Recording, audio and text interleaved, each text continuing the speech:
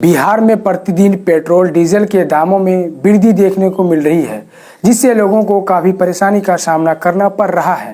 ताज़ा रिपोर्ट के मुताबिक राजधानी पटना में आज पेट्रोल 64 पैसा और डीजल 58 पैसा महंगा हुआ है।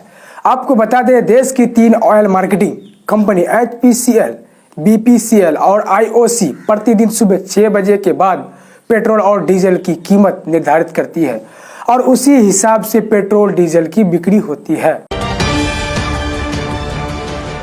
आरजेडी अध्यक्ष लालू प्रसाद चारा घोटाला मामला में अपनी जेल की सजा खत्म होने के 6 महीने बाद रविवार को 3 साल बाद गृह क्षेत्र बिहार लौट आए। यादव को दिसंबर 2017 में जेल में रखा गया था। अप्रैल में वह बीमार पड़ गए और दिल्ली के एम्स अस्पताल में भर्ती हो रहे थे। वह पत्नी राबड़ी देवी और सबसे बड़ी बेटी मीसा भारती के साथ पटना पहुंचे, जिनके दिल्ली के घर में वह कुछ महीने पहले जेल से रिहा होने के बाद दिल्ली में रह रहे थे। राजद प्रमुख की एक झलक पाने के लिए राबड़ी देवी के आवास के बाहर समर्थकों की भारी भीड़ जमा हो गई थी।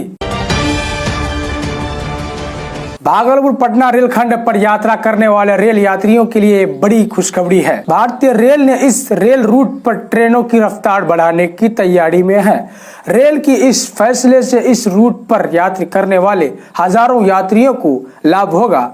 ट्रेनों की रफ्तार बढ़ने से तकरीबन 1 घंटे की बचत होगी। साथ ही यात्री अपने गंतव्य तक पहले के मुकाबले कम समय में पहुंच सकेंगे। अभी ट्रेनों की औसत रफ्तार 90 से 100 किलोमीटर प्रति घंटा है।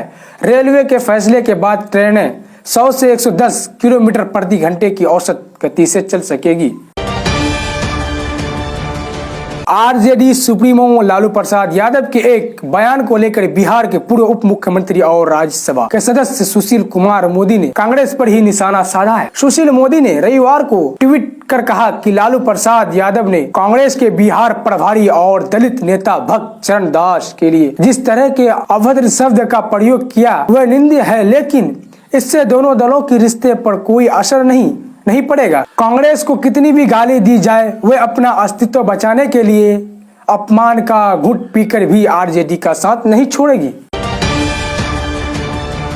दीपावली नजदीक आते ही कुम्हारों के चाक घूमने लगते हैं। जग को जगमग करने के लिए मिट्टी के दिए बनाने का कार्य जोर शोर से जारी है। वर्ष 2019 में भीषण बाढ़ तो 2020 में कोरोना संक्रमण के कारण चाक की गति धीमी हो गई थी। इस बार आस जगी और चाक तेजी से घूमने लगे हैं। कुम्हारों के हाथ मिट्टी को आकार देने में लगे हैं। धूप में सूखने के लिए कच्चे दिए की कतार लंबी होती जा रही है। पूजा और धार्मिक अनुष्ठानों में मिट्टी के पात्र और दियों का इस्तेमाल शुभ माना जाता है। इसीलिए धर्म कर्म को संजीदगी से लेने वाले मिट्टी के बर्तनों का ही इस्तेमाल पूजा में करते हैं। कभी मिट्टी के दिए तो कभी बच्चों के लिए गुलक व मिट्टी के बर्तनों वाले कुम्हारों का परिवार आज भी अपनी परंपरा को शहर में बरकरार रखा है। शहर में रह रहे कुम्हारों के 70 परिवार इन दिनों कड़ी मेहनत से हमारे घरों को रोशन करने वाले दीप को बनाने में दिन रात जुटे हैं।